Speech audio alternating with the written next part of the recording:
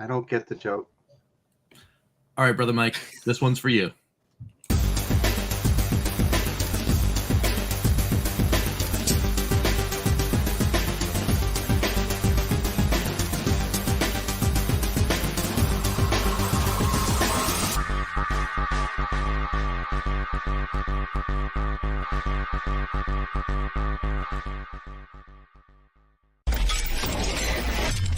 RTFC.baconicecream.com. What's going on, everyone? Welcome to the Evercast, your weekly dose of Evercade goodness. I'm one of your hosts, Rich. Of course, we've got Ed, Richard KillDashNine, the Evercade Effect himself.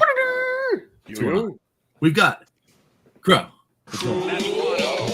From the Crow Continuverse. Crow Evercade. Don't mind me. I'm gonna finish up my loop.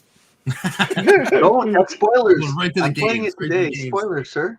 And of course, we've got Pete, the EverCanadian. What's going on? Yo, yo, yo, yo. What's up in the hood? We've got a absolutely stacked chat and show for you guys today. And I even fixed the bumper. Well, actually, my logo's still wrong. Oh yeah. Oh, see that goes right back to. We gotta send that back to Brother Mike. We gotta change. Yeah, that's my bad. That's my bad. I gotta send Mike a logo. Anyway, let's hop into the chat because like I said, we got a rocking one today, so we gotta get in here. We got Douglas is here in the chat. We got Robert here in the chat. We got Julian. What's going on? Ballistic Coffee Boys in the house. Princess Pineapple, welcome. What's going on? Dan Nassik's here. Nick the Toy Collector is here. Phantom Fiction. Jason Shires. What is going on, folks? We got some other people in here. RMGB TV is in the house. Lloyd R. Jim's in the house. We got Dub64. Got my coffee and EXP. Yeah. All right. Let's go. Hey, same here. That's what I've got. My coffee and my EXP. DJ's here. Ian Hobbies is in here. Shoot. We got, who else we got? Gonna play a little with my Recnum right now. Oh, jeez. Darren Chapman's in the house and Karsten. What's up? Happy Saturday indeed. What game is Crow playing? I'm playing Loop Hero. Loop Hero. It's pretty good. It's pretty good. And yes, 100% RMGB TV. And Evercast's never late. It arrives exactly when it means to. Yes. Of course. Just like a fellow bearded wizard. Let's do that as well. Not me, right? Well, I mean, no, not at all. Unless you're about to reveal that you're thousands of years old and a wizard. You never know. Yeah, it's true. Nice. Yeah, Ballistic. I am among the people that are still waiting for that flea combo from Funstock as well. I went and checked yesterday in my mailbox, and there was nothing in it. And then I checked the emails, and it was unclear as to whether or not the package had actually arrived in the States or not. So yeah, yours still says leaving England. Yours says leaving England. Here's the hope they just didn't check the box. It's actually on a USPS truck or something the next day. Mine's still in Germany. Yeah, I have no idea if mine even shipped. Wow. Yeah, it's a rough one over there. I mean, I feel for everyone that's actually in the UK that's being affected on the daily by this. I mean, here we are, just like a couple of folks just waiting for some video game goodness. But if you're actually doing logistics in the country and you have to wait days or weeks to get stuff, like that's rough. I honestly, it doesn't even matter when it comes. I got an Evercade XP. I'm probably gonna sell it when I get it anyway. I mean, yes, it's wild. It's wild. Yeah. So, but that is a good game idea. Part-time Gandalf. I'd play a game called Part-time Gandalf. Let's go. Sounds like a great Indie Heroes 3 game. Definitely a great indie game idea. But anyway, as we get into the intro, just real quick, how was everyone's week? Was it good? We had crazy busy one. It was super busy. Yeah. I didn't do any other videos outside of the 2 flashcasts that I did for news. So, you know when that happens, it's a crazy week for me. Although there was some Evercade goodness that happened actually at work. Oh, that was pretty cool.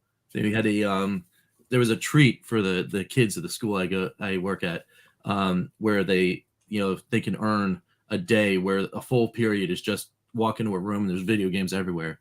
So I brought my VS in, just on the off chance someone would even look at the thing and go, "What is this? I want to play it." And turns out like a couple people actually came over and was like, "Oh, let's do this." And then one kid actually sat down and played it for a straight like 25 minutes. It was great. he was like thrilled. He was like, "I want to get one of these," and I was like, "Okay, well, try to work something out." Let me tell you something about what I noticed about some kids. Is that when I was at my sister's Christmas party and one of my cousins brought their kid or whatever, and all he did was walk around asking anybody if they had video games to play. It's like, "Oh, is that your Switch? Can I play it? Oh, can I play this? He didn't care what he was going to play. He wanted to play it." That's awesome. It's cool.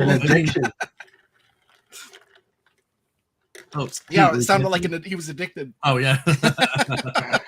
yes. But yeah, no, it was really, really cool.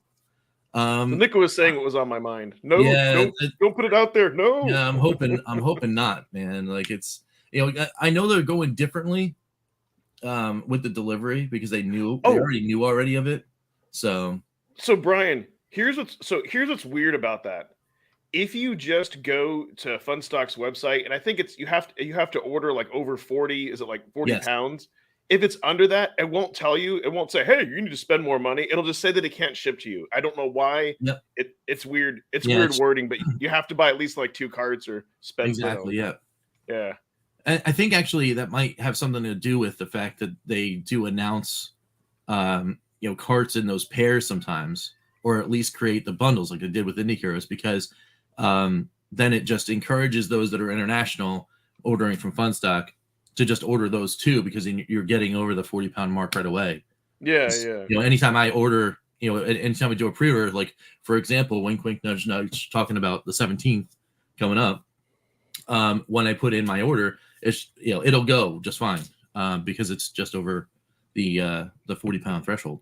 See, it's weird, right? Because I honestly feel like with Indie Heroes 2, if I ordered it from Video Games Plus, just because my luck with cards, like somehow that would be delayed. But because this time I feel like it's weird, like because I went to get the bundle and usually I don't, but I was kind of sucked into the plushie. It's like, haha, you finally ordered it. Now we're gonna punish you. So it's kind of a weird, you know what I mean? But it's it's all good. But that's the only time I use Funstock is when they have these exclusive things like the limited edition and that. Otherwise, VGA Plus all the way.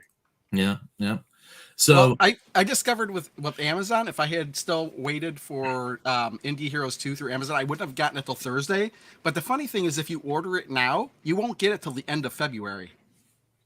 Huh. Whereas Best Buy, you'll get it right away. Plus, now they do free shipping. That's so weird. Interesting. That's very interesting. So, yeah, I mean, I think, I don't know, maybe moving forward, because I am now waiting, because I've played, at least dabbled in most every single card. Well, I've fun for 5 every card anyway, that I have. And now, like, I'm in that position where I'm waiting for Toa Plan and Indie Heroes, and I'm like, like the second I hear anything, if there's gonna be any more wait for Toa Plan, and i.e. my limited edition, I might just have to grab another. I'm gonna have to go the route that I did with the IRAM, and then there's a sad face Pegulous IRAM. But anyway, couple of cool housekeeping items before we jump into the giant pile of news that will be the bulk of the show. 2 things.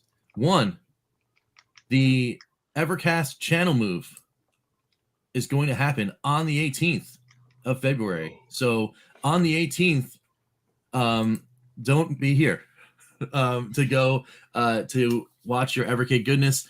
Go to the Evercade effect, because that's where the Evercast will be.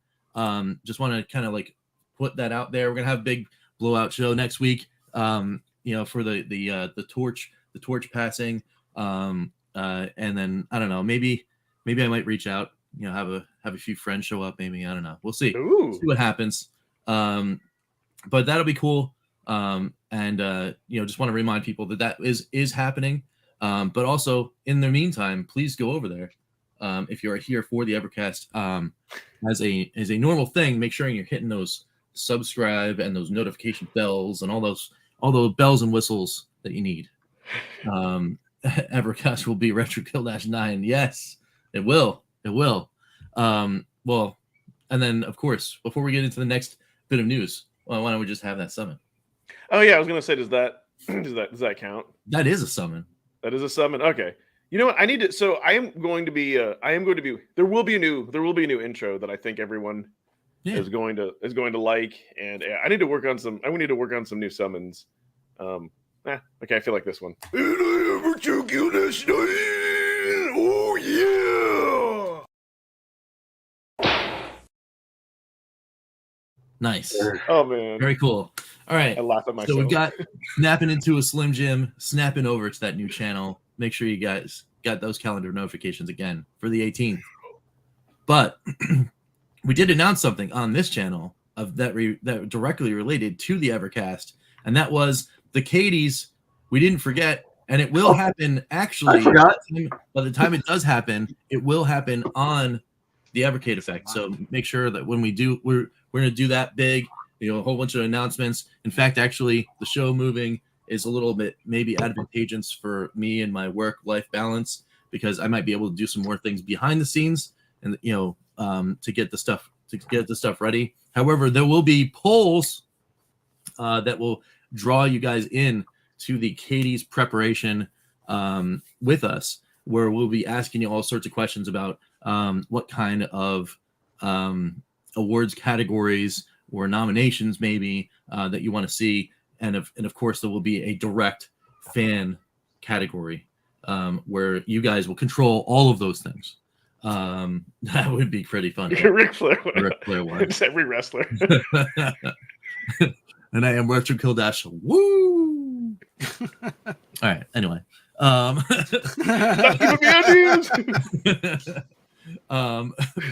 yeah, make sure that you're don't encourage him, chat. Retro KillDashNine, brother.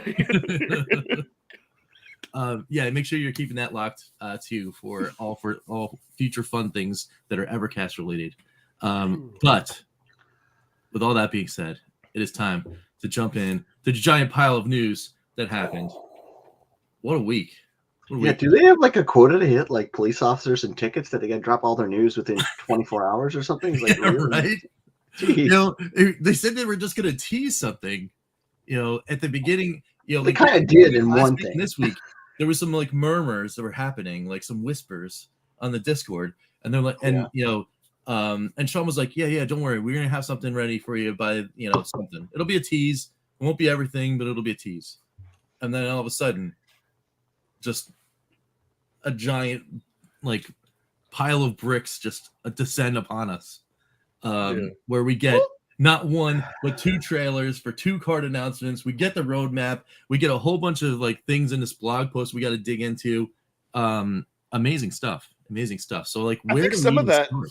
They were gonna space out, but then I put up my video because I was just I was just sad, and that was my only intention, to share my feelings. And it was kind of funny that like blew up all over the community, and then Sean's like, "Fine, here you go, spoil everything." So I don't know. I just thought that's just kind of the way that I felt. I'm like, come on, give us something. And so, but it makes we'll talk about the timeline, but it makes sense that we don't have something for the month that we get the limited editions. Like I get that.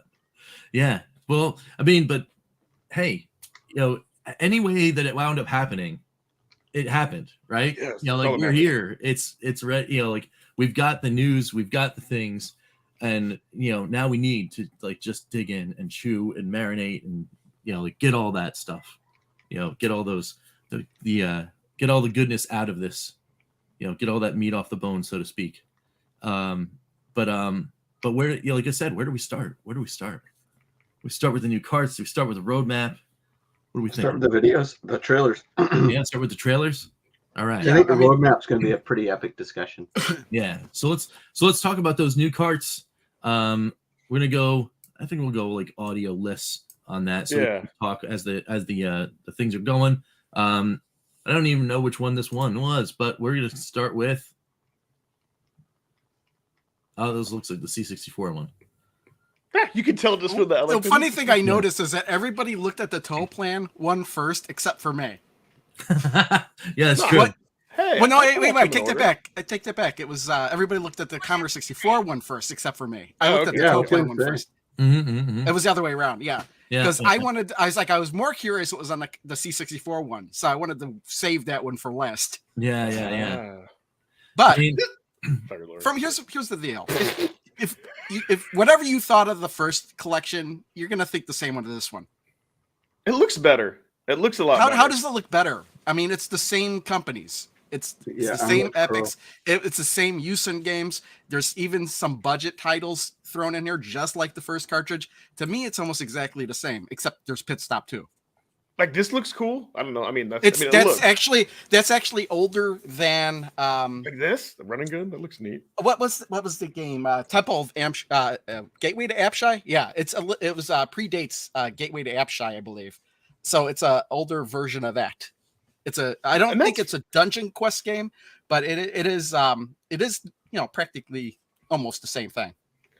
I'm hoping though it has better controls and that you don't have to go through all these million submenus. You can just play it like a dungeon crawler. Let me put it this way: it's an older game than Gateway of Apshai. I've never played it, but I would wager that it's probably exactly just about the same clunkiness. Notice I said looks better. If it still feels clunky, like California games, we already have that. Hey, this is okay. Now I'm interested. This is a better, cool. This is a better version of California games. This is the original version of California games. Has more events than the Lynx version. The Lynx version only had 4. This has got to have at least 8, I think. So it is going to be a better version. I'm not too familiar with the C64 version, but it's the version we should have gotten. Anything that feels better than the Lynx version of that game, because I mean, I know people like actually like it and they play it and all that stuff, but to me, half of the events were darn near unplayable for me because I just couldn't get my mind around the controls. Right. But it felt different on the C64 collection playing winter and summer games. It was much easier for me to adapt there than it was playing California games, but except for the hacky sack one, I destroy people with the hacky sack thing. Yeah, the I'm hacky really sack. just tired of the games in general, like California games, winter games, summer games. What I'm curious about is how come we're missing summer games too? That's the only one that's not here. I'm okay with that. But look, we get these weird games like Slayer. Yeah. That's the budget title. And the Cybernoids? That looks Cybernoid's cool. not a budget title, but I'm appreciating C64 the first collection more recently because I've been playing a lot more, just having fun and discovering it. For me, I was like, yeah, this seems okay, but I'm reserving judgment now until I get it in my hands. Just to be honest with you, because certain collections grow with me over time, or does it? C64, I'm actually been playing that quite a bit lately. Does this not give you ZX Spectrum vibes, kind of a little bit? This is early C64 stuff, but this is what is cool about it, right? Getting weird art styles or unique art styles. This does look like a ZX Spectrum port because of. Well, if you get a Spectrum port, this is what you get. Yeah, right? Yeah. But this looks cool. I like this. This looks like a weird beat 'em up RPG. I don't know. Yes, I laughed so hard. This naked thing flying. I made a shooter. This looks like some weird title you'd see in Japan. That looks great. Well, this I think is if I had to guess, I think that's the same as the Stormlord universe. Yeah. But so if anything, I only do have one criticism on these overall 2 carts. Well, I think these carts are great. It would have been nice to get a completely different collection. That's all. You know what I mean? If anything, that would be the only criticism. I still think these are awesome, now that the very next collection we got is the C64 collection too, because they had all these games to choose from these 2 publishers. Of course. So they'll split up between 2 collections. Yeah. So yeah. Well, and it also kind of is almost in that same cadence. I mean, it was 2 sets of collections afterwards instead of just 1 set of collections afterwards, but in Television 1 and in Television 2 were pretty close together. And then of course Lynx Collection 1 and 2 came together as one. I must have forgotten that Insects in Space is another Jeff Minter game. Okay, now I'm looking forward to playing that one even more. That's what I was. That's what I was thinking. Like as I was seeing all those names, I had done actually some research on Minter because I was looking up stuff for AKR, and one of the a couple of those titles, I was like, wait, I thought I saw that it was either it was his game or he was involved or something like that. So, I agree with you what Crow you said on this one was kind of thing where you said it's more like just like an upgrade. Like I think you really have to like the Mission Impossible. Impossible Mission 2 from what I haven't played it, but from what I read, it's very similar to the first one with just some very minor upgrades. Yeah. That was what people complained about it when it was originally released. World Games.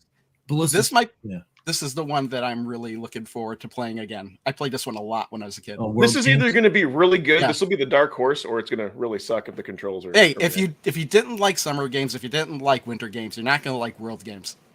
Stop spoiling it for me, Crow. You kept telling us before, if you don't like this, you're not going to like that. This is just. Hey, I can predict. I can see where this is going.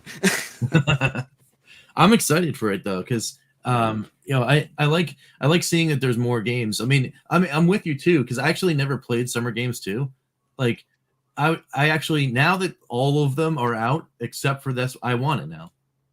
Yeah, well, I'm still confused why we didn't get Summer Games 2 with the first collection is because come on Commodore 64/3, Crow. But the thing is that with Summer Games 2, if you had Summer Games 1, you could play all the events together like it was one big package. They kind of added on to each other. So if there I'm wondering if somebody brought it up, and the thought did cross my mind. If you put Commodore 64 Collection 1 and 2 in the Evercade VS, if the hidden game was Summer Games 2.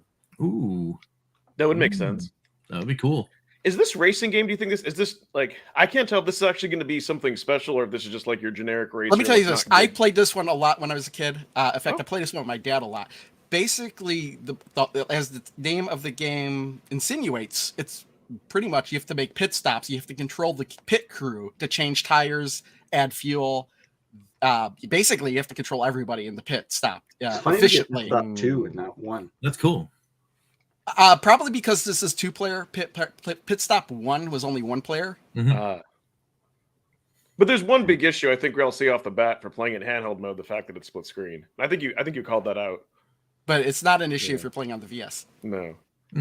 See, either I don't know. It's going to depend because for me, I like my arcade race. For me, my racers and sports games, I don't want them to be realistic. I want them to be arcade quick. So, but I might like the pit stop. It's either going to be really fun or it's going to be tedious for me. It's like pole position when you're racing, but you have to make pit stops and control the pit crew. Mm-hmm. Yeah. We'll have to see what else we got on here. I forgot the list already. This will be just that out of their sports game. I don't know if this is better than Street Sports Baseball, then I might enjoy this one. I've never played this one. I have it. I showed it in my video, but I never played it. Yeah. So, well, as long as picking the team is a little more efficient control wise. Yes. Good. Yeah, I did love my basketball. You sat there for the first 10 minutes without the manual. I was just like, I don't even know how to start this game. Yeah, that's the problem, right?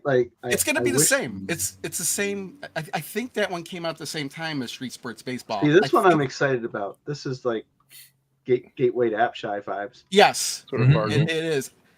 What's funny is I thought it was part of the same series, but from what I read, it may not be. So. But it looks very similar. It plays very similar. That is a good point. We do have many basketball games, and none of them are super great. So. I want to see arch rivals. Well, that would be fun. And NBA Jam. Well, is this a shooter? What's the Uridium or Uridium is a shoot 'em. What's funny about Uridium is that it was on the NES, but it took over the last Starfighter license. Oh, basically, you fly back and forth and you're shooting things on the mothership. As far I've never really got used to the game, but that's what you do. That's pretty cool. And then this Zemzara looks like a cool running gun. I don't know. It's another budget. It's a budget title. So I mean, it's kind of funny. It's but it might be good. I don't know. It looks like the protagonist is a xenomorph with a gun. You're a xenomorph. It's like, wait a minute. Yeah, the anti-Metroid game. Yeah. But yeah, I don't know much about this one other than it was a budget game when it was released. But the good thing, though, I will say, at least there's 14 games. Because kind of as compared to something like the Gremlin collection that I feel only had like 6 games where it's like you don't know with these kind of games, are they all going to be good? Are they all Well, I mean, and that's that's a pretty big chunk at that point too. Like, I mean, not in the 64 library, it's like 10,000 games or something like that. But my prediction, is my prediction is that whatever you think of the collection 1 is you're going to think the same of collection 2. That's my prediction.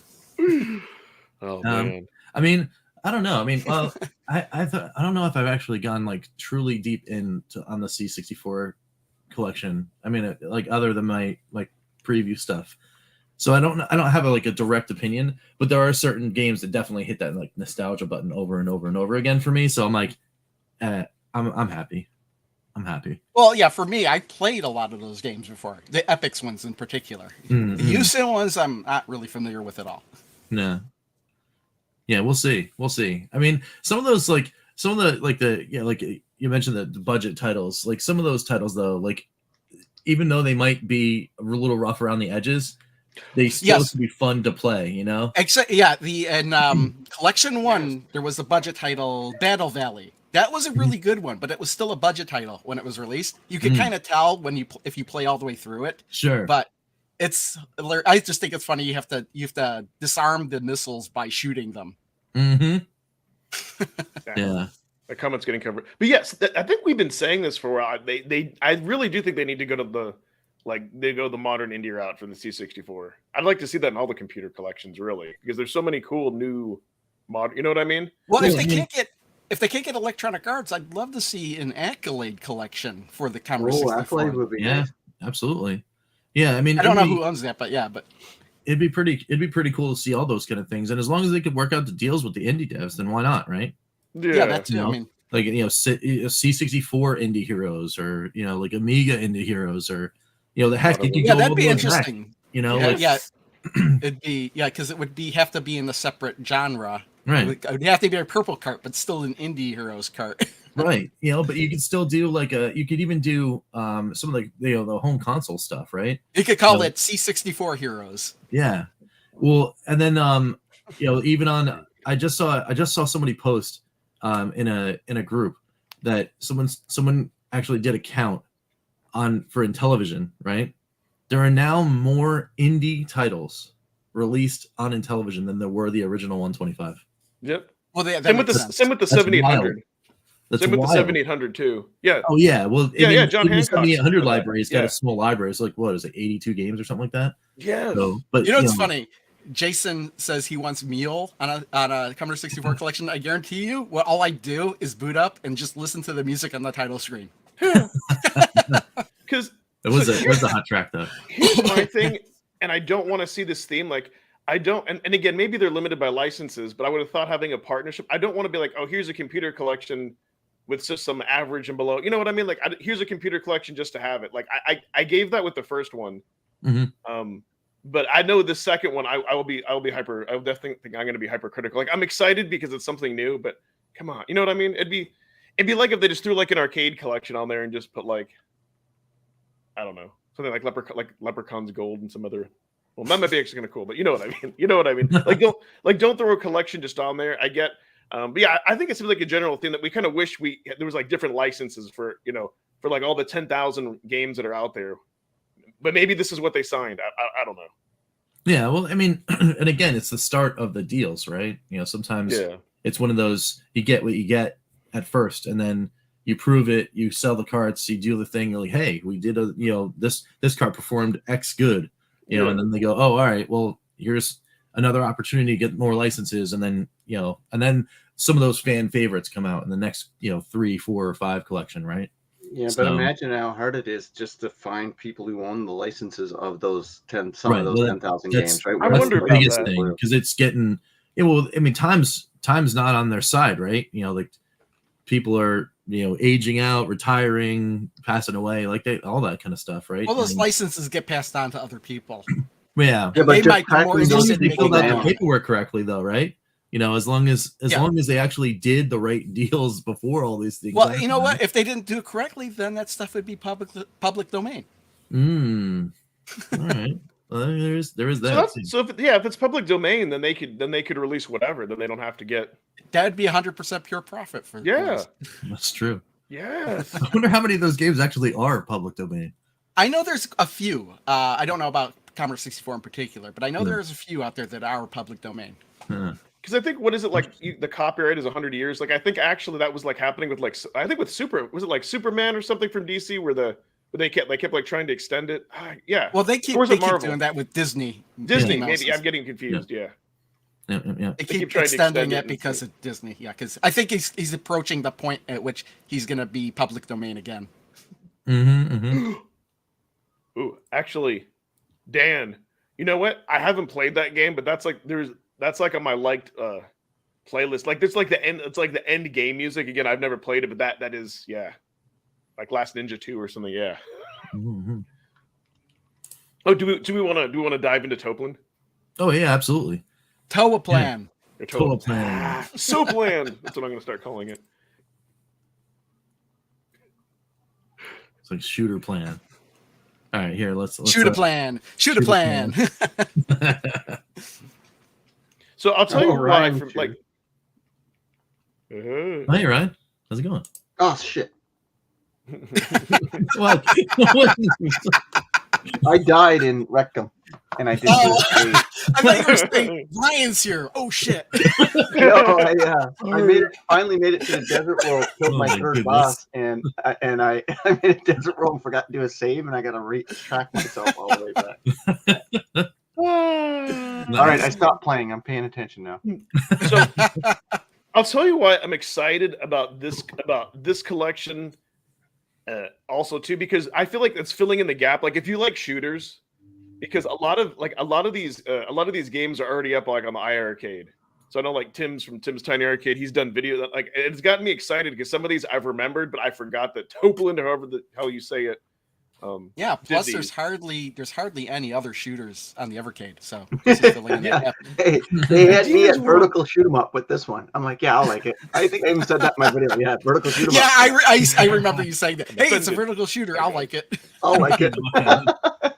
Dude, like this game, I've played this in emulation like a long time ago, not really knowing what the hell this is, and it's weird. This one reminds me of something I played before too, but I played. You know what I kind of the artwork has this avenging spirit vibe to me, but yeah. And that spy game we got on one of the collections last year. Remember that spy game, the James Bond, Sly Spy, or Secret Agent. They went under a couple different games, but to me this looks more Fire every arcade game excites me because it's just a nostalgia. Like they're so hard to find those games to play unless you go full emulation. That's why or you go to Galloping Ghost.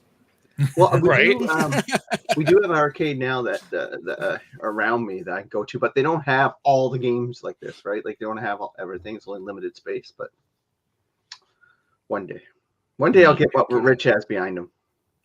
Right. But Fire Ghostbusters, another good shooter. Yeah. We just got Overload. Like Hellfire, that's one of the really good shooters. Yeah, it's horizontal though, so I'm like. So you've played it. You played it. Hey, just turn your thing sideways. There you go. Yeah. Rally bike though. That's just reverse the tate. That looks cool. I've never played it. I knew Crow was gonna say this in his video. They looked at this one. I'm like, oh god. I said, this is the one I'm actually most interested in. That's not a shooter too. Well, but because it reminds me of like Zippy Race. It reminds me of Le Mans on a C64, which is another game I'd like to see in a C64 collection. What is that one we got on one of the arcade collections that was notoriously difficult? I had flashbacks to that one. You're thinking of Battle Lane Volume 5. Yeah, that's complete garbage. I had this doesn't look like that at all. Well, everybody's played Twin Cobra. Yeah, I'm pumped about that. I probably have. I just don't remember. Yeah, this one's the one I'm intrigued with. This had a Genesis port, so I've seen the Genesis port. It's like if Ghouls and Ghosts and Willow had a baby. I don't know. Yeah, he looks like he's the chef from Game of Thrones, the guy that makes the thing for Ira. Yeah. That's what he reminds me of. It's like he makes good pie, or whatever he made for beef pie or something. Yep. Nice. See, that's right, fan. Yeah, since the Phantom is that he has most of them in Arcade, but he's excited for them to still play. Yeah, no, this one here I'm super. I wouldn't say overly excited for, but it's piqued my interest. Like I'm really shooters. It's like I the might shooter be collection. more excited for it if I actually played Toa Plant Arcade 1. Yes. So I haven't gotten to that one yet. Yeah, there's something seriously wrong with you. Like you really need to play that. Like Yes, I'll get that's to what it. I I'll thought. get to it. I still have to finish my video for Owl's Awakening Cathedral. I still have to play Irem Arcade 1, and then I'll get to it. it's worth it just for Truxton, to be honest with you. Oh yeah. Truxton's great. When you said I mean, chef, I Snow thought of South Bros. Park. Yes, thank you, Phantom. Snow Bros are good. Like I like that reminds me. Yeah, I gotta get more one coin, one life, one challenge to do. Yeah, man. Obey my authority. What is that? Cartman. Yeah, he's my Cartman. Is that still a show that exists? The South Parks. Yeah, is don't it know. still airing? I can't even I remember. think so. It's I don't That's know. wild. I don't know either. I stopped watching that a long time Mama ago. doesn't need in the ghetto. Oh my goodness. But I'm actually excited for that Warner game. Like, Well, If they only made arcade games from now on, collections, I'd be okay with that. I think in the back of my mind. I'm like, And yeah, indie. I'm down with that. that's really like the whole inside of the my childhood is I never went to arcades that didn't have anything other than the more popular games, right? I never went to an arcade where it was just like random things, Obscure games. Yeah, obscure titles that I never like thought of. And here are all these collections that have all these things, and now you can take them on the go, right? And of course, I experience a lot of them right here on this fine machine behind me. But being able to then just go, oh, okay, I really like this game, and it's on this cartridge, and I can take it on vacation. That's cool. I really like the box art on this one. Like, I really like the box art. It looks really good. Is that a B-52? Like on the box art of that one, it looks really cool. Oh, in the Toa Plan? Yeah. And the fact that they've got 4 of them are, I think 4 are vertical shooters. So they're really doubling down on Tate mode, which is cool. So like anybody who's bought the EXP, like it's not a gimmick. They're doing more and more Tate mode games coming. Yeah. So pretty cool. Yeah, that's true. That's very true. But like that box art, I really like. Now I got a question for you. Cool. I don't mind the purple sides. Like, I think they should keep that. But I want to talk about this for a second. I'd like to see the whole box art, the whole image, be the full front cover instead of the border of purple. Oh. Yeah, except I like the border of purple, to be honest. I do like that. Well, purple. I mean, it reminds me of like when they had Overscan. And I just find it looks cheaper that way. This way, I'd like to see that full image, the toe plan with the plane. That'd be the whole front cover. Like that would be really cool. That would be cool. I mean, it would change the entire aesthetic of well, actually, it wouldn't. It would actually be more like their old cartridges. Yeah, like it would fill in over Evercade. Yes, yeah, that's what I mean. Like, I'm not a big fan of like a block inside of a border block. I think if they went back full side, it would be much better. I don't know. I kind of like it because when you look at the images, they're kind of exploding outside the border a little bit too. You know what? I was gonna say, dang you, Pete. True. I didn't notice that now until you brought it to my attention, and I can't unsee it. And now it looks weird like this, and I want it to be the old style. Yeah, it's like because that one really I love that box art. Reminds me of Tiger. No, I Got a Gamer. Taito's Sky Shark on the NES. Let's remove that so we can. It's kind of a similar box art. Not really, but it's planes fighting, and I don't know. I just like take up the full real estate. Crap. So you know what? With that, so what I hope they do next year is that I think they have a lot of SNES, NES, Genesis. We have a lot of those. We need to see stuff like TG16, Master System. Like if they're going to do console collections, it needs to be new stuff, and then throw in a bunch of indie roadmap then. Yeah, and that sounds like a segue. A segue. Do they still exist, Segways? The vehicle? Yes, there's a store that I know that actually just sells Segways. That's the original company went out of business. That's pretty wild. They're just like you just Let's sell. Talk about the Riddler's roadmap here. There it is. The roadmap. Yeah, the Riddler's roadmap. Yeah, I mean, that's all I can think about. Look at all the question marks. Yeah, I mean, that's why I said that they were going to do this. So I mean, yeah, I think we all knew that. Yeah, there's a whole lot of riddles coming. I 100%. But it's also also what did we expect, right? On the roadmap, they were just gonna fill it all out for us.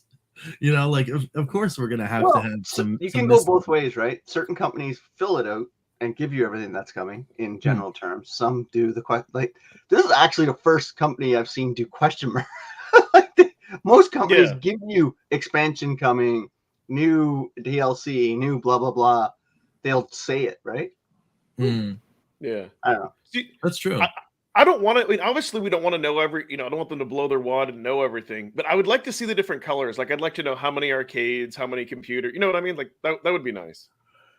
Because they do mention that in the article, but then that was confusing too, right? Like, like you said, two more computer collections, 2 more arcade collections. Well, do they include? Is that 2 including the C64 and total plan, or on top of that?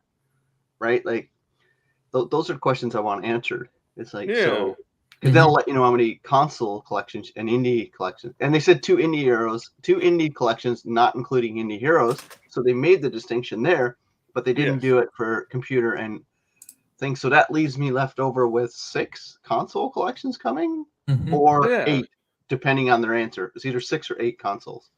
Right. But you know what though? They did, and then they didn't say that they wouldn't do more than that. Yeah. So it's like it's or confusing. They might do less too. Yeah. There could be disruptions and they have to shift to 2024 like this year, right? Yeah. Yep. You never know. I think the biggest thing that I like that's not on this roadmap is no more new hardware. They just need to buckle down, fix what they have, focus on stuff, get those firmware updates out there. It's funny because I've heard a few people say that they're like, hey, maybe a blessing in disguise that the limited edition, you're waiting on it. So that way. Was hardware part of the other roadmaps? I can't remember. I don't think so. It's usually a special just out of the blue. Yeah, none of that was on the road. And plus, these roadmaps always change, so you never know if there's going to be a collection moved to another month or another one added in that wasn't there. Yeah. But they make so much money on hardware, so that's where, like, I guarantee that's where they make the bulk of their profits on hardware. Yeah. So I would never begrudge them making money. I've always maintained that. You think though, because usually a lot of companies break even, or sometimes they lose money. Well, I'll take it as they sell their carts for $20, right? Average price of their cart's probably $20. Probably paying 20 to 30% licensing fee. So you take that right off the top. And then they've got distribution and all those types of fees. So that's probably another 10% at least. So they have 40% on the software title. Gone right away. Then you got manufacturing is probably costing them about 10 to 20%. So they're probably clearing anywhere from 35 to 40% profit off a $20 cart. So you'd have to sell an exorbitant amount of carts to really run a business effectively. And I'm not saying they're not. Whereas hardware, your margins are they're using old hardware, old chipsets that are an old screen technology that meets the needs of everything, but are probably pennies on the dollars when you produce en masse, say plus 10,000 units. So I think their margins on their hardware is a lot healthier and they're bigger, right? Because if you sell something for $150, 20% profit on that's much higher than. And in order to play the games, to buy the software, people need to have the hardware out there. Right. So that's a good way to look at it. Well, not only that, maybe that's also why we have the Capcom. I've been in business for 25 years. I know how this stuff works, so I can basically, if I had to do a case study on their business model, that's where I think, unless they got a big sugar daddy out there somewhere. Maybe. No, but that makes sense. That's why they have the Capcom on the EXP, because it helps sell the hardware. I mean, that's that's a good way to look at it. Yeah. I mean, the other cool and I forgot on software, you got to pay the not only distributor, you got to pay sites who sell it, like Songbird, Video Games Plus. They have to take usually 10% on software, so they get cut too, right? So they got to do volume to make money on a $20 cart, like excessive volume. Yeah. Anyway, so that's why I say hardware is, I believe, maybe wrong. Very seldom, but I believe that's where their money is at. Yeah, I mean, it kind of makes sense. And the only thing though with the hardware is that as long as they have the correct amount of the parts that are still within production and have not gotten too old, because you run the risk of going the other way too. The parts get so old that they're not on lines anymore, and then you got to draw up lines to just recreate this old hardware, and that'll cost you even more. Good news is they're still making. You can still buy relatively all the components to make NES and GBA boards, right? Right. Yeah. And you just need your custom. Sometimes they would create custom boards, but I think that's why the biggest decision they ever did, and the greatest thing they ever did, was get a Capcom license to attach to one of their hardwares, because that alone, the sales bump for that, just I mean, it ensures. Yeah, it absolutely. Whoever came up with that idea over Blaze, you're brilliant. It's a brilliant idea to do that, and I would suggest you do that with your hardware moving forward. With one exception, and I think what would irritate people, let's say if they just released like a special, like branded, like Konami edition, like EXP, and they had like built-in Konami games, you could only get some. I don't know. Well, I mean, at the end of the day, you got this. I'm going to say this, right? There's how far can you build your business worrying about certain aspects of your community, right? Like, it depends what their end goal is. If this is all they ever want, is this community, this size, this ecosystem, they're quite happy and profitable with it. Hey, more power to you. Go to town. But if they want to grow their business and stuff, I don't think like putting an EXP ed with limited as Konami is the right move either. I think that would segment your EXP audience, right? Yes, yeah, and bring you in the micro mini area. Whereas if they put out like the next version of the console, right, and it's updated with other things, or they put out an arcade stick with a new arcade collection that you can only get with that arcade stick, perhaps for a limited time. They can do things like that would be could fun. drive their business model, but yeah. It's interesting, right? Like, but I've always said like they would have to do something very egregious to make me mad at them, because if all they're doing is to make money and sustain their company, as long as they don't like do an online store or something like that, I think that would be a deal breaker for the core community. And you'd have the Metal Jesus Rocks talking about it, which is bad business. But it's interesting. Like I think hardware is just a part of their DNA, and they're good at it for the most part. Yeah. No, I agree. They seem to be good at it. They're the only company that can put out multiple pieces of hardware during a pandemic. I mean, that effort was pretty incredible. I will take my hat off to them for that. That is. Sure. But then what's interesting that we kind of see though, that that sometimes it feels like that they sometimes do too much, and then you have things come out where then there's patches for car. You know what I mean? Like kind of like looking back, like I missed that first year or two where once they once Evercade went through a past firmware update 1.3 and things were stable for HDMI out. And when you had a cart release, things were stable. And then we kind of, I want quality control to be there. Like for me. Yeah, I agree. You need that regardless of what they do, hardware. Yeah, sure. You just need that, right? Like Phantom has a great question. Would you pay more per cart for higher end titles? For me personally, absolutely. Yeah, I would. If there's value there, for me personally, I would do it. Like Alwa and Cathedral. That could have easily been a $40 cart for me. Easily. Yeah, especially because of the how much those games cost. Well, I don't think $40 because Alwa I think is based is $10. Cathedral I think is $20. So I think $40 might be too much for that. And because then at that point they're becoming like limited games, like limited games. And I don't want to pay premium outstanding prices just to have a physical card or something. $25 for one of them. Wait, and you get some stuff thrown in. Well, yeah, I could see that for Cathedral. Not for Alwa, we'd have to get some of the other, maybe the original Alwa game. Man, that's a 10-hour game. Yes, it is. That's a lot to enjoy in a game. It's like I don't want to just dismiss that game just because it is a retro. Let me retro. Put it this way: I spent 10 hours playing Alwa, but I spent 30 hours playing Cathedral. So I'm just saying though, like there's a lot of $90 to $100 games, and I'm speaking in Canadian, guys. I'm Canadian. I don't. Oh, that's right. Yeah, I'm speaking Canadian. So $40 for me is like $30 American, right? But okay, $30 is fine. Yeah, for me. If it was like an SNK, my entertainment equation is always right. If I spend 10 hours, like $20 for every 2 hours of entertainment for me, $20 for a movie ticket, popcorn, and drink equals a 2-hour movie. So if I have a 10-hour game, that equates almost to $100 of entertainment money for me. And to get that and Cathedral for $25, I feel like I'm robbing Blaze in a lot of ways. I feel like I'm stealing from them.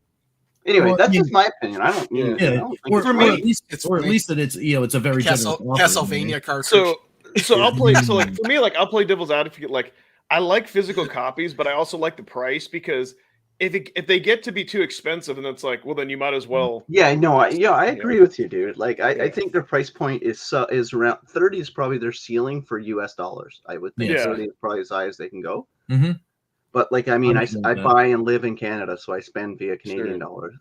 But yeah, but like, I'm a big proponent of that. If the value's there and I feel that like value is good, I'm down for it. Like, but anyway, back to the roadmap. We kind of derailed it. Well, I kind of. Yeah, it's good.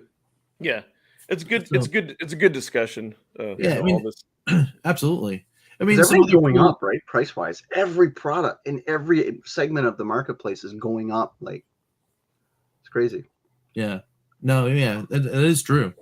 But other cool To be tidbits. able to buy like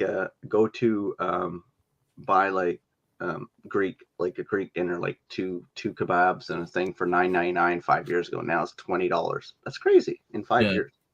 Yeah. Good value.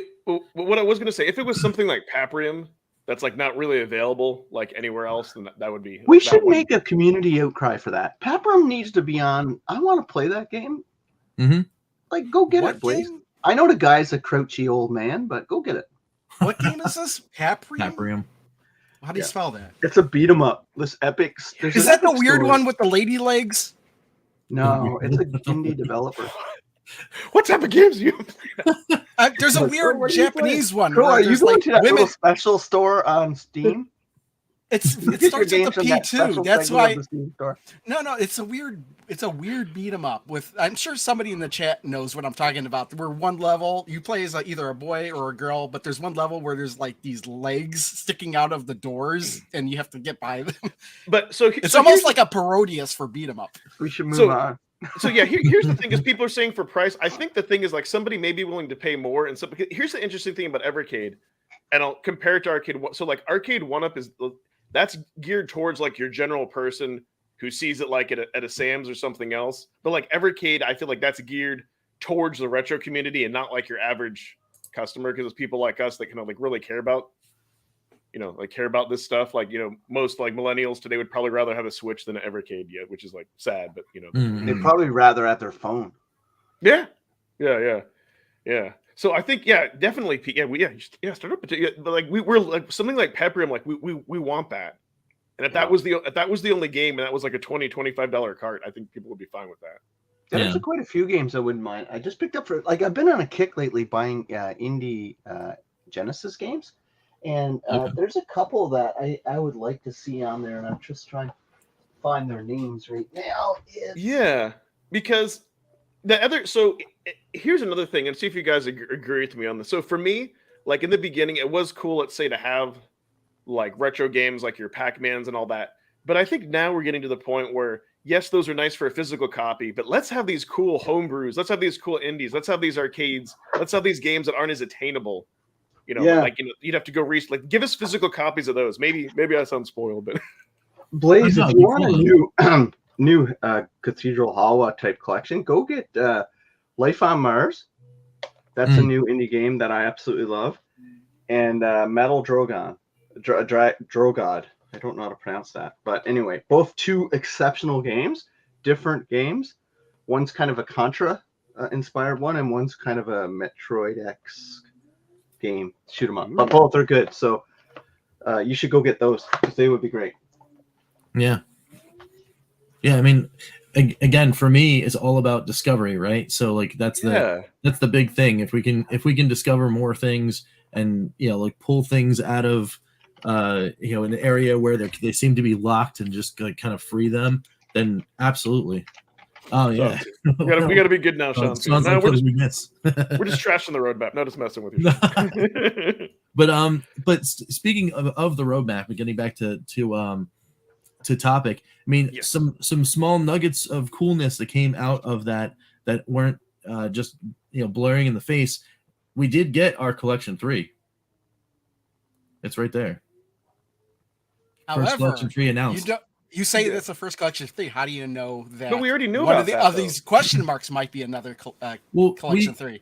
We knew that Game of the Month was continuing. We didn't know that they were going to select Indie Heroes 3, nor did we know that there was going to be an Indie Heroes 3, although that was kind of Why Obvious. wouldn't you? So wait a second. So wouldn't it's not you do that? surprising. They Wait, announced so is Indie Heroes 3 with the roadmap. Hold on. No, So they is didn't. They announced it. No, the we day knew before. Indie Hero Series coming before the holidays. Yes, When they said yeah. Game of the Month was going to So be. wait a second. Wait a second, because I'm going to call BS. So don't tell me that Indie Heroes Collection 3 is that third collection, because we've known about that. They've said that. Like I'll be very. But that is the first third collection official. There But is here's no the other thing. collection 3.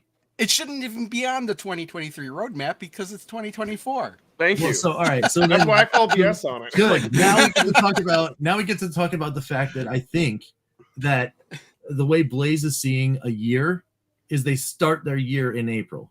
But it doesn't say fiscal year 2023. We have to Well, assume that's calendar year. It's just You Evercade. need a roadmap to the roadmap. It doesn't Oh. also say. It doesn't also say 2023, like whatever, right? First announced, but not the first. Oh Okay. well, there you go. See. Okay, that's what I thought. I was gonna So there will say. be Exactly. another Evercade. There You know, will be it's like another saying collection 3. you don't know if any of these Yeah. question marks are also going to be a 3. Well, I was about to say that, but also, but then we started talking about the calendar thing, and it's like, but this is Evercade's 2023. Yeah, like this is Blaze interpretation of 2023. Well, then they missed an apostrophe S after Evercade. Dude, Jesus, it's not Oh, possessive at goodness. all. This Atari is not a Creep possessive. was- I mean, Yeah, it makes roadmap. sense. It makes sense though, because even the cadence of last year, right, seemed to follow this kind of thing. Yeah. You know, I'm less April they concerned started about the doing their dates. stuff. It lasted all the way through. You know, like people are still waiting for Indie Heroes 2. It's February, right? So, you know, so even that year, even 2022 extended into 2023 to finish, right? So to see it as April through February of the next year, each year makes sense to me now. So that's a full year of Evercade slate, you know, of stuff. Well, Sean's here. I Oh, want him to sorry, answer someone this will have question. 2 cards. Yeah, the Dan is saying that too. Someone will have Sean. 2 cards. Yeah. You need to answer this question. So you said that we're getting 2 computer collections, 2 arcade collections. Do those 2 include the C64 and the Toe Playing collection, or are they on top of those already announced collections? I'll wait for your answer below. Continue. Good question. Say it loud, it'll happen. TurboGrafx 16, Sega Master System, and SNK Neo Geo. Okay. Hey, why not? I said Right? it. But No, Pete asked a very important question. Yeah, we need to know that because that was clear as mud, that article. well, yeah, well, I mean, it did say They made the distinction on Hindi. it's at least 2 Mhm. arcade cartridges, 2 home computer cartridges, 2 indie focused cartridges in addition to collection 3 is what it said in the line. So that is clear as mud. Yes. So yeah, I mean that would be cool to get that Oh, you know, I that missed that confirmation. somehow. Namco No, I didn't ask you to 312 spell working on the surprise. I wanted you to clarify your writing in your article. I mean, you made the distinction between Indie Heroes getting 2 additional Hindi collections, but you didn't make the distinction between the 2, the computer and the arcade distinction between, is that 1 extra now that we've seen C64 and Toe Plan, or is 2 on top of that? Come on, man. That's not a surprise. That's 6 arcade collections. English. Yeah, He so said what Dan said. well, that's and what he just said was, well, the at least part can mean we could get 6 or 3 or 4 or 5 of 1. So it's at least. So I okay. don't know if this community is the community that like being on edge of their seat and cliffhangers and question marks. I love the community that like that. No, right. I'm all about it. I love it. I love the mystery. And then when we find out, it's like, oh, it's awesome. And then we all like celebrate and make videos Yeah, I and, guess. and come and chat and all like all this kind of stuff. We already did this. So like we're here at an hour talking about all this stuff because it was just we finally got the nugget of news. I think it's awesome. I think it's great. Yeah. So I guess we could assume no more Pico collections because they're going to legacy. well, that's the that was the other. That's the sad face part of that. Is it thing. though? The Is it to be legacy no more part. Pico in general, or is just those licenses have expired, but we could see more newer games of Pico? You know what I mean? It's- That's- I well, wouldn't yes. be surprised So- if there would so- be new Pico. So this going away as being a legacy cartridge doesn't necessarily bother me too much as long as somewhere down the line most of these games come back in a collection very similar to this so that people coming to Evercade can experience the glory of Pico 1. Yeah, I think that would Still only to this happen. day, it's probably the strongest collection that I would rate, in my personal opinion, be like, this is top 5 tier It's pretty for epic. all time. I love 1, Pico 2, 1. 3, 4, 5, 6, 7, 8, 9, 10, 11. I have it number 12. Yeah, I mean, but it's like, I think it's just so good, and it's such an introduction to like, this is what Evercade is all about, that for it to be legacy just kind of hits me. I'm like, I know it's because of licenses for like 1 or 2 or 3 games or whatever, but as long as they can figure out a way to put the collection back out in with some of those games around or whatever. Isn't it just meaning legacy, meaning they're stopping production on it? There's still a bunch that's of them going to out happen eventually for everything. So, well, yeah, of course, But that I don't know what that means for licenses. But Rich does bring up some great points, because Pico 1, yeah, I agree, especially. But here's what's funny about licensing: it could be that they just had an agreement after X amount of years. It could be one game on there that's causing it, and so to your point, Rich, they could re-release the whole thing without that game. But Douglas, well, there was a rumor about. It was Draken, and I think it was Draken and Dragonview, or Draken and the Immortal, or something like that. That Pico had sold off the licenses to someone else, and now they own the licenses. So, like, obviously, that's incompatible with their current agreement. So, if they had to make a new collection, and those 2 games had to be reworked somehow, but as long as you can get, even a Pico 1 re-release without those 2 games or something, like, okay. That's fine with me. Just keep that collection together somehow, so that way when someone comes to me and say, until they're out of stock, obviously I can keep saying this. But if somebody asks me, I'm getting an Evercade, give me 3 carts to get, Pico 1 is always going to be one of those carts that I'm going to tell them to get, for sure. Douglas, I thought about this. That'll be a dual 2 or 3. So what you got to do is you got to buy like Evercade Pico 1 for life.com, and then just buy up all the Pico 1 collections, and then go after it. Business opportunity. No, I don't know. I'm curious, what particulars in Pico 1 are you going back to play? Well, yesterday I played Water Margin. Water Margin. I love that game. Is it the RPGs? Is it like Canon? Is it Dragon? Canon. It's Canon and Brave Battle Saga. Absolutely. Okay, Brave Dude, Battle man, Saga. it's crap. Like, even 8 Eyes is fun with 2-player. Yeah, 8 Eyes is pretty good. Super fun.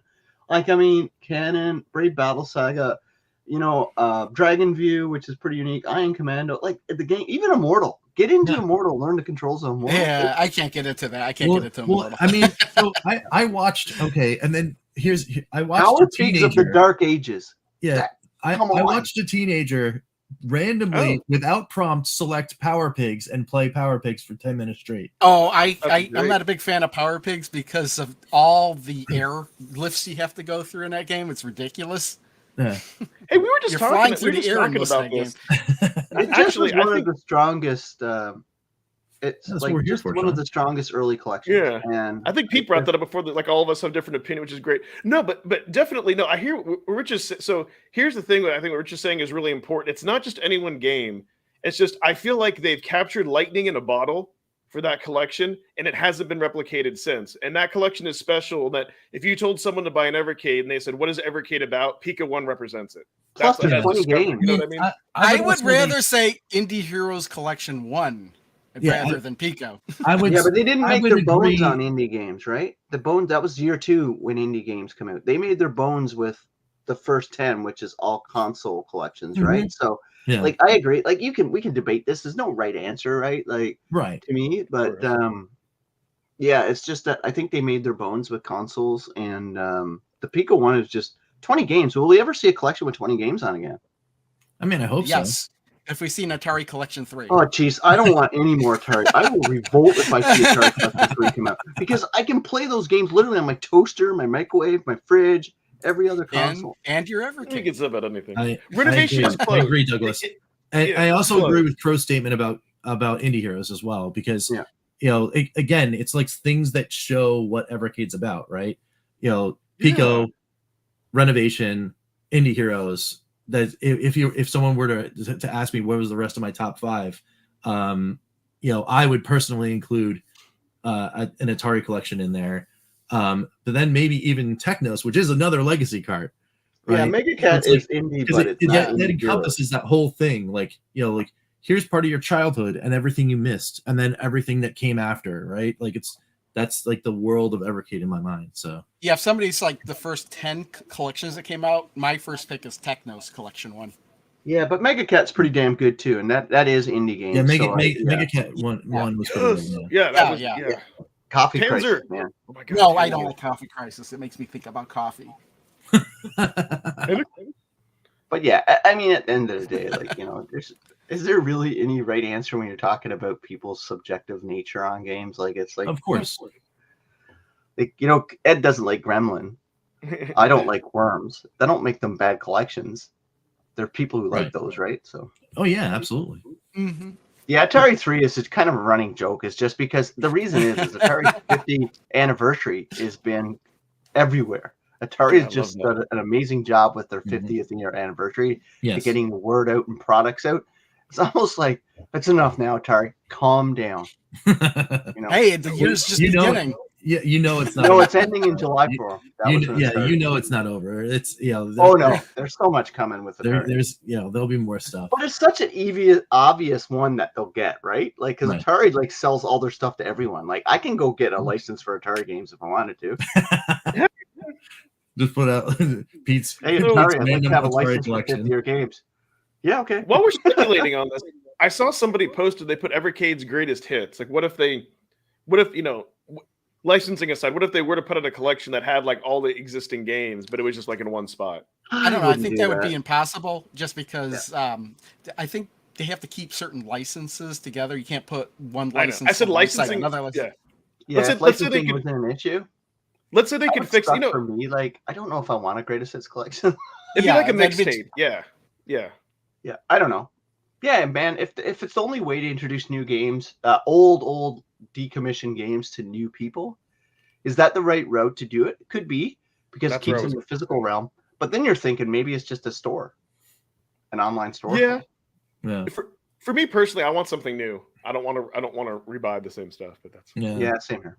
Well, you know what would be amazing though? I don't know why I just thought of this. If you could somehow buy a mixtape cartridge and then use the Evercade VS to copy the games you want over to the mixtape cartridge. Oh, like Nintendo did back in the day with the disc system, Famicom disc system? Kind of in a way, but you could like pick and choose which games you want to put on a cartridge as long as it fits within this, the limit capacity of the cartridge. I see, kind of like a blank cassette.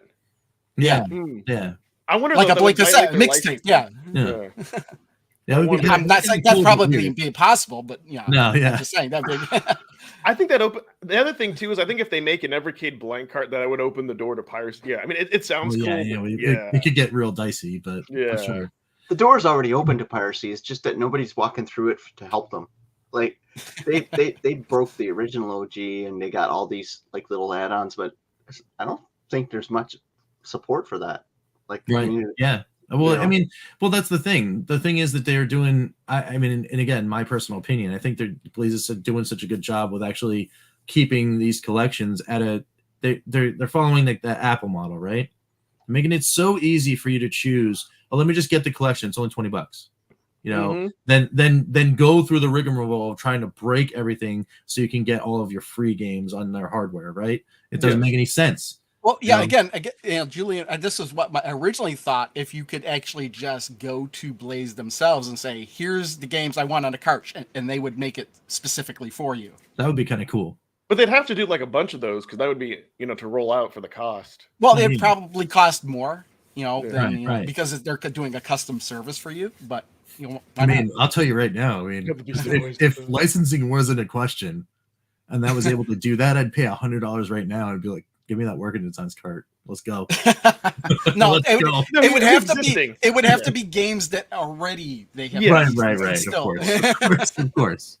But just saying. But so an interesting thing was found in the email part of the update, right, where they did the legacy update. Now, obviously, it's true that it's not. Pico is the next one that's going legacy, and it certainly won't be the last because, as Crow was saying, eventually everything's going to be legacy, right? but they're just going to stop manufacturing if they have to at one point. it was kind of hinted in that email, though, in 2023, that's not going to be the last one that's going to go legacy in 2023, by reading the words. So I guess maybe to wrap up this part of the discussion, like, what if you were to foresee one other cart going legacy, which one do you think it would be? I can't remember which ones are legacy now.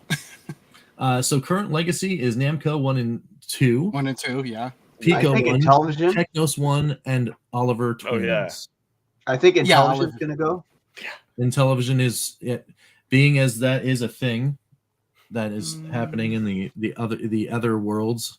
Yeah, I think Intellivision's going to go. I think MegaCat's going to go, and I think Technos is going to go. Technos Arcade? No, Technos Collection is Technos already legacy. Is already legacy. Yeah. Oh, is it? Okay. So, yeah. I just kind of would go with Interplay collections because they're so old. I can't imagine them selling a lot.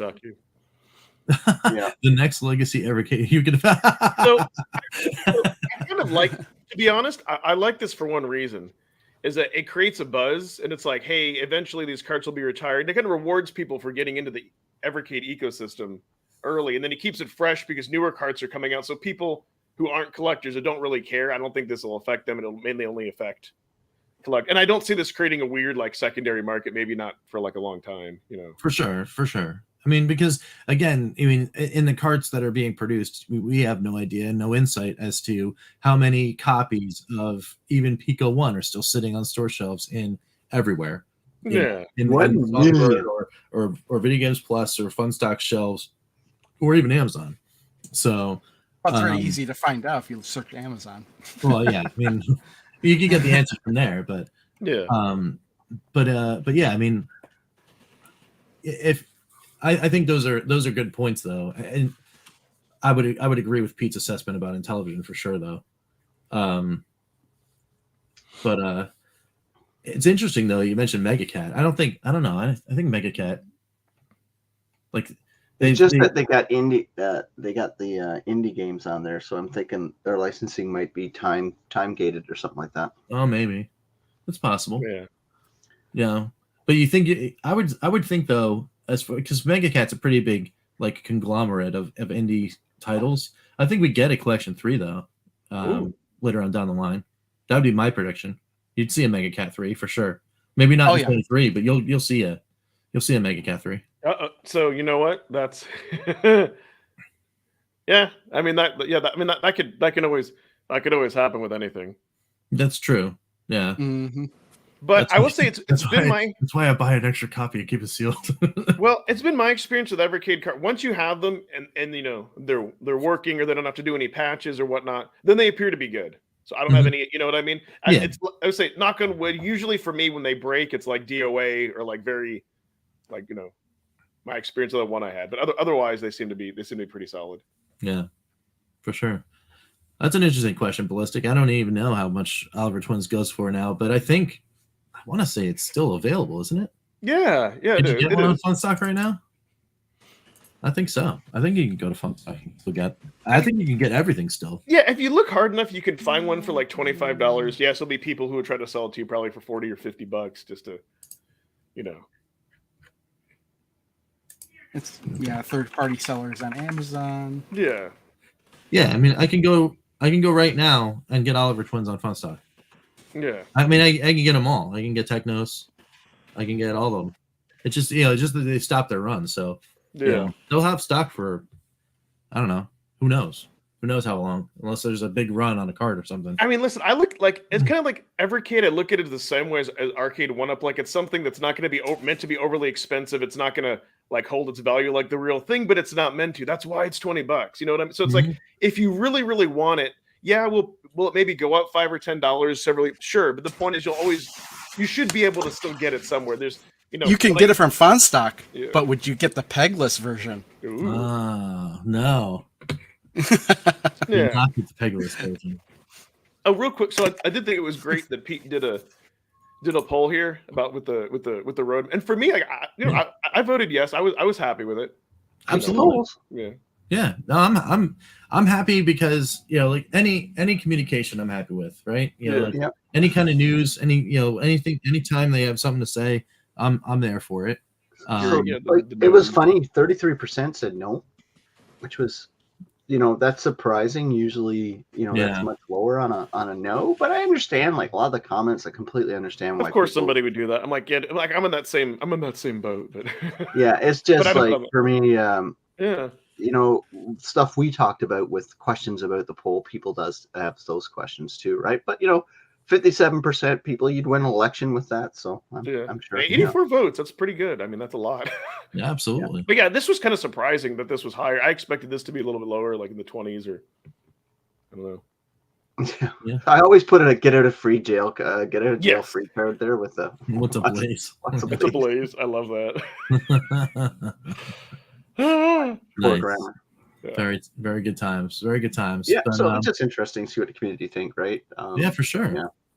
Well, I mean, it's a big part of like why we are here, right? Talking about this every week. So we want to see what the community says, and they have been awesome today in that chat, expressing that opinion. Which is his collection. Yeah, no, I'm kind of like that too. I don't really care.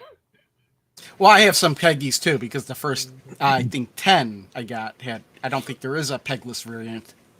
Yeah, well, there's definitely not a pegless version of Namco 1 and 2. I don't think. Yeah, I don't think so either. I think that's why I gave up on it because I'm just like, hey, there's I don't really care about the ratings. I just went Peggy all the way. It was like I actually like having the Peggy on the back of my the only bit of color on my EXP is I would color yellow over Peggy.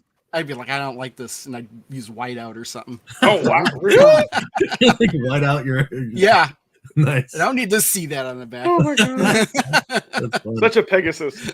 Oh, that's funny. All right. Like what other hardware has a ESRB or PEGI rating stamped? It has to because of Capcom collection. Right, I know that, but it doesn't make any sense. It is kind of weird, right? It's like a mini console, right? It has to have the rating on it. But think about it. Like there are other consoles that when you like Nintendo 3DS when they were selling those, or like even a Switch that has a Mario Kart on it, you don't get the Switch with an ERCB stamped on it, even though there's a game on it included. Yeah, that doesn't make any. I mean, I can see it on the box, but on the device itself makes no sense to me. Yeah. I don't know. But like Night Trap? Or? I think it looks cute. Little yellow piggy. That's an interesting question. I don't know, man. I think so. Crow's obviously goes to the part of the Steam store where they have lady legs coming out of the door. So yeah, it's not on Steam. It's a Saturn game, I think. You know what though? Funny that you mentioned that, Pete. I actually had to go in and turn that filter off because too many of those like mature games are coming. I'm like, I want to play a real game, and too many of those were coming down. I'm like, come on! It was getting annoying. What's in your history, Ed, that is showing that stuff? What's in your cookies? Cookies. I mean, in the actual Steam Steam client. Leisure Suit Larry on Evercade. That would be DOS collection. DOS collection 1. So what's the plan now until April in Evercade world? Well, what are they doing until April? Like, what do you got on your tab? Are you doing software into updates? People's hands? Exactly. Well, the EXP is different, right? Because that they're done. The manufacturer's done. It just got to get distributed and shipped out. Yeah, but you still. I mean, well, think about how many people. Well, the whole company's not doing that. you got people like working on logistics, and, making sure. Yeah, but it's not the whole company, right? So what are they doing? What are they doing until April? All the software guys, what's Sean doing? Working on what do you mean? What Sean's doing? He's the marketing guy. He's not worried. He's not doing manufacturing. What? He's trying to sell. He's trying to sell more deals. He's trying to get the word out. Yeah, I'm just I get that since these are the first parts. Wouldn't it be weird? Like you can't get Toplin 2 before you get Toplin 1. Like that would be weird. So booking flights for America, maybe. Yeah, you going to too many games? Oh wow! If you're going to too many games, I'm already going to too many games, but yeah. Come to too many games. That'd be great. When is too many games? It's June, last weekend in June. Oh, in the Pennsylvania area at a very, very large convention hall. Gaming. I go there, but April.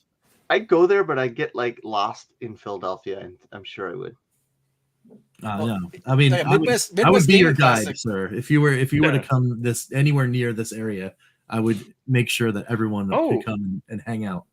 I know what they're working on too, which is also, which I think for me also kind of the reason of why that made me sad last week is that, like, you know, the VS firmware has to match the EXP, and then the last OG firmware. Oh, nice. Yeah. Maybe try to do something. Yeah, awesome. Cool. So hopefully we'll you know, I know they're still working on that, but I'm still curious to see, you know, all that stuff. That, you know, all the firmwares align, the last OG firmware. That's it. Oh man. Yeah, Muzz would love that. Blaze goes to Japan. Yeah, that'd be cool. Although I don't think so I'll tell you, Japan isn't the market for this device for two reasons. For one, over there, you know, they can get, like, you know, Japanese, like, Famicom, Super Famicom games and all that are relatively cheap. And I think not only that too, in Japan, like, they don't like technology made from other countries. Yeah. Japan, you know, so there's kind of that, and then you also have the competition of, like, Steam Deck over there now to kind of fill that other gap. I don't think Do you Evercade really think that the Steam Deck is competing with the Evercade? I don't know about that. Well, because the handheld though, people love those handhelds over there on those buses. Well, because in Japan, though, like I said, they're into PC games or Switch or retro. You know what I mean? Like, it kind of feels. You mean just like over here? Maybe I'm wrong. I could totally be wrong about that, but I don't see it being as much. I mean, of course, yeah, which is king, but that doesn't mean you can't carve out a niche in that kind of market, especially at a lower price point. But if Japan is very interested in Evercade, that means there could be many more Japanese developers who want to court it might be their games on this device. Would be nice. You know what? Since it's not American, because, like, the Xbox wasn't that big over there, but maybe because this isn't an American electronic made product, they might be. Yeah. It could be. Well, I mean, I think the Xbox, you know, the reason why it wasn't successful wasn't necessarily because it came from America. It was because it was marketing games of a type that didn't necessarily apply to that audience. You know what I mean? You know, there was a lot of games that focused very heavily on making sure that the North American audience was a core for that. But I think that's a whole debate for maybe possibly another show. Yeah. So, okay. Do people? Okay. Yeah. Very cool. Very cool. Well, maybe, like I said, very neat. I hope I'm totally wrong, and that would be awesome to have Japanese developers and all that. Yeah. So, but yeah, awesome. This has been fantastic as always. The chat has been amazing. I need to prepare to go from here to an actual arcade now, which is very cool. I'm very excited. Going anytime I get to go to Yestercades, it's going to be pretty awesome. Nice. I'm jealous. So yeah, that'll be really cool. I'm actually bringing this with me. I was going to have my Evercade EXP with me while I'm waiting to play cabinets. I'll just pop that on, and that'll be pretty neat. But very, very cool. Sean's going to carry on playing GoldenEye. Yeah, a lot of people are dipping back into that after that new release. That's pretty cool.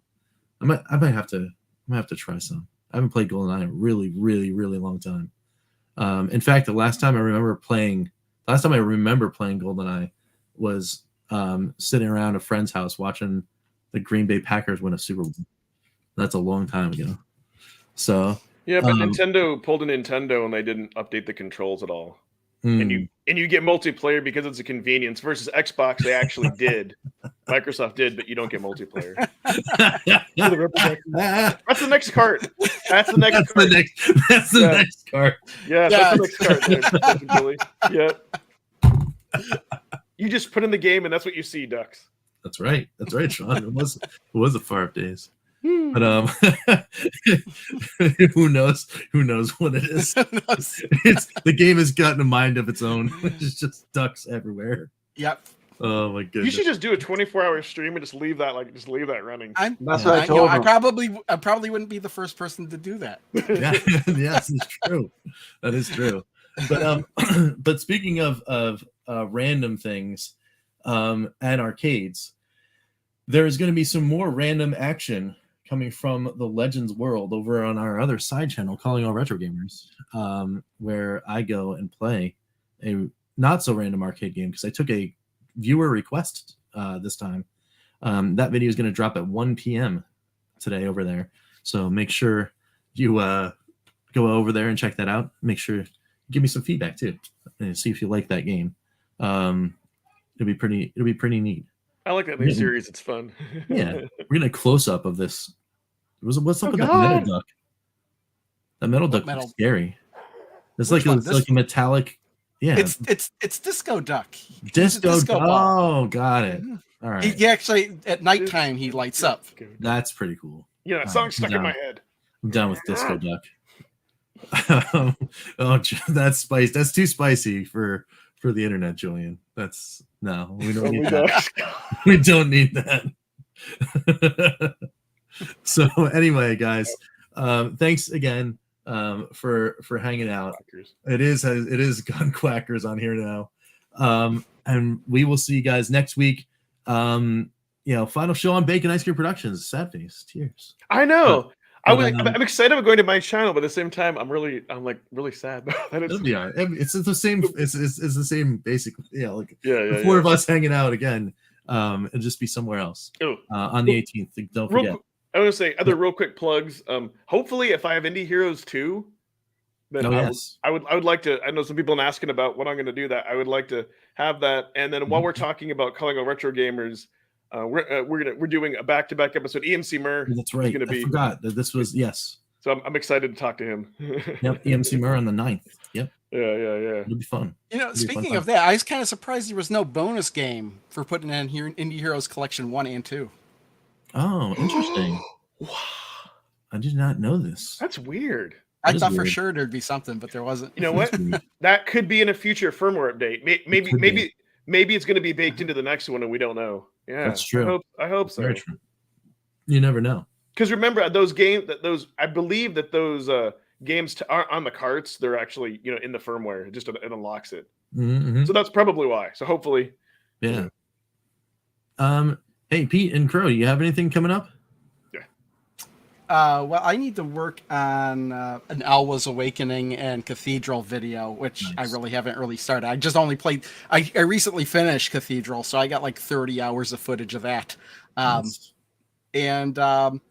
that I do have a death reel for Cathedral I made, or I died over 150 times. So wow. I have a compilation of that. And all this is going on to Crow's Capture Kit channel because there's no commentary on it. But that's all I'm really working on right now. Nice. It would have been funny if you just said, I have a death reel, and then pause. We're like, wait, what? What? No. What? What are you in? No. They're on fire. What's going on? No. Oh, no. The ducks are on fire. Yeah, there's a Godzilla duck, and he sets ducks on fire. They're in water. Godzilla comes to the duck disco. And then... there's a fireman duck that'll put him out. Oh, there you go. or this clown of course duck. There's a fireman duck. Or the clown duck. He's got a squirting flower there. That's awesome. All right, P, what about you? What's going on in your neck of the woods? Enough with the ducks. I got some lots of Evercade stuff coming up, Steam Deck, all that kind of stuff. I've got Evercade Live coming up again. I did that last night. Going to probably do it again a couple times this week, playing Indie Heroes. Because I'm addicted to Recnum right now. That game is pretty freaking awesome. Nice. Having a blast. But yeah, just doing the normal stuff. Very cool. Fun. Very cool. Sean's not. He's nothing that doesn't have question marks anyway. Right. Well, of course, we're gonna get more in March. Of course, as also mentioned by that friendly email and blog post. Likely the reveal of stuff that's going to happen in the game of the month. I'm imagining that would be my guess. Yeah. But I was on the sofa, fell asleep, and woke up. At that time, Pete had done a full stream. Yes. Yeah, I got interrupted. But yeah, it was a blast playing Indie Heroes too. Gonna probably play that one again. I might do a little bit of arcade stuff too. It all depends. Nice. What I'm in the mood for. I need to take breaks from Dead Space. There you go. There you go. I played Dead Space in the dark on stream. It was hilarious. people were pretty. Awesome. Oh, there's a plug from the audience. First Look Fridays on RMDB TV. That's good. I could plug something, but I won't outside of my Twitter and personal avenues. So that means just make sure you're hitting up Sean's Twitter to find out what is he working on. Yeah, it's a bundle of laughs. Sean's Twitter. There we go. So, all right, guys. Well, we're out for today. We'll see you guys next week here on the Evercast. Bye, peeps. See you guys. Bye. Bye. Arrivederci.